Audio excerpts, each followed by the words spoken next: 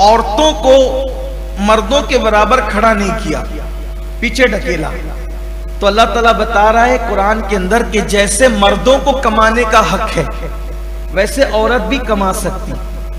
और एक और बहुत बड़ी बात कह दी, मगर मर्द की कमाई का मालिक मर्द है और औरत की कमाई की मालिक औरत है। लेकिन अब चूंकि मर्द कमाएगा तो मर्द पर फर्ज है कि वो औरत पे खर्चा करे, लेकिन औरत कमाएगी तो औरत पे फर्ज नहीं कि वो मर्द पे खर्चा करे। वो अपना खुद जमाएगी और वो चाहेगी तो मर्द को देगी, नहीं चाहेगी तो नहीं देगी, उसके बाद वो खुद जमा करेगी। ये है।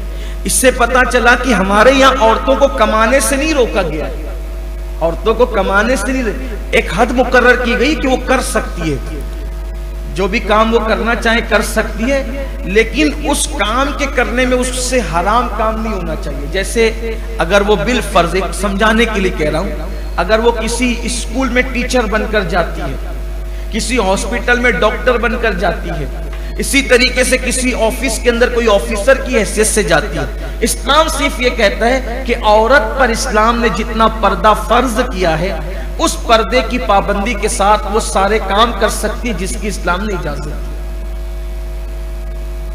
इस्लाम ने औरत को कमाने से मना नहीं किया, कमा सकती है, लेकिन कोई ऐसा काम करने के लिए जाए जिससे उसकी आबरू खतरे में पड़ जाए, फिर इस्लाम रोक देता है। अगर वो पर्दे की पाबंदी के साथ करे तो किया ना, खवातीन ने किया है, लेकिन औरत के लिए अफजल यह है कि अगर वो कोई कमाई का काम करे तो कोशिश करे कि घरेलू काम करे, घर में बैठ के करे। बड़ी माजरत के साथ मैं किसी को फिर कहता हूं, अल्लाह के घर में निशाना नहीं बना रहा हूं, आज आप देखिए ब्यूटी पार्लर, जिना के एजेंट के अड्डे बने हुए,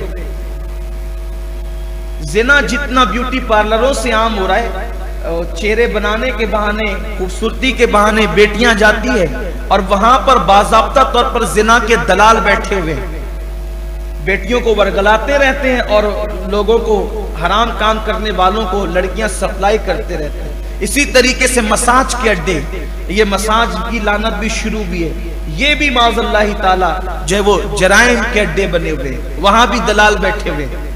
सबकी बात नहीं करता, लेडीज हॉस्पिटलों के अंदर भी जिना के दलाल बैठे हुए हैं। ये हक बात अल्लाह के लिए सिर्फ आबरू के तहफ्फुज के लिए कर रहा हूं, इसलिए बेटियों को अकेले न जाने। तो पहली बात तो ब्यूटी पार्लर में जाने का हमारे यहाँ कोई तस्वुर ही नहीं है। अगर औरत कोई जीनत करे तो वो घर में करे, जायज चीजों से करे, हराम चीजों से औरत को जीनत करने, औरत को सिंगार करने से मना नहीं किया गया। औरत सिंगार करे लेकिन जायज चीजों से करे, जो भी जायज है जिससे कर सकती है। ब्यूटी पार्लरों में हमारी बेटियों को जाने की इजाजत आप ना दें, वरना खून के आंसू रोना पड़ेगा। और रो रहे वो लोग जो कहते हैं ये मौलवी लोग तो पुराने सोच के, दकियानुसी सोच के लोग हैं, हमारी बेटियां ब्यूटी पार्लर में खूबसूरती के लिए आती, इनका क्या बिगड़ता है? हमारा क्या बिगड़ता है? वो सिर्फ तेरी बेटी नहीं है, वो पूरी कौम की बेटी है। एक बेटी की आबरू जाती है, पूरी कौम की आबरू जाती है। अखबारों में ये नहीं छपता कि फलां की चली गई, अखबार में ये छपता है मुसलमान की चली गई। इसलिए एक बेटी पूरी कौम की बेटी है, उससे पूरी कौम की आबरू वाबस्ता है।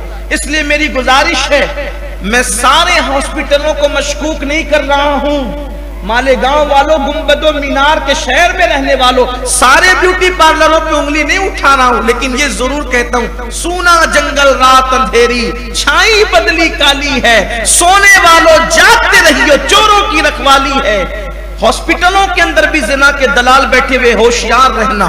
कहां है मुझे नहीं पता, ये काम तुम्हारा है क्योंकि तुम्हारे घर की औरतें जाएगी, तुम्हारा काम है। ब्यूटी पार्लरों में, मसाज की दुकानों पर ये सब हमें होश के नाखून लेना होगा, ख्याल करना होगा। अल्लाह सबकी बेटियों की हिफाजत फरमाए।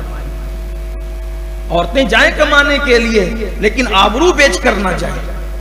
और औरत जो कमाए वो माल की हकदार वो खुद है, वो उसकी मिल्कियत में, उस पे लाजिम नहीं है कि वो शौहर पे खर्च करे।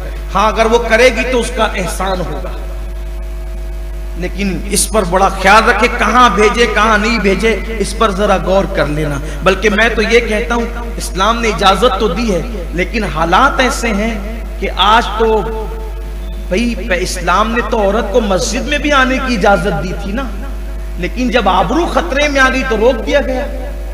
तो इसी तरीके से अगर औरतें किसी काम के लिए जाती है और आबरू खतरे में आती है तो फिर रोका जाएगा, और घरेलू काम काज करे जो भी कर सकती है। अल्लाह ताला तौफीक दे। मैं तो कहता हूँ अल्लाह आपको इतनी बरकत दे, पूरी कौम को, उम्मत मुस्लिमा को इतनी बरकत दे कि हमारी बेटियों को, बच्चियों को कहीं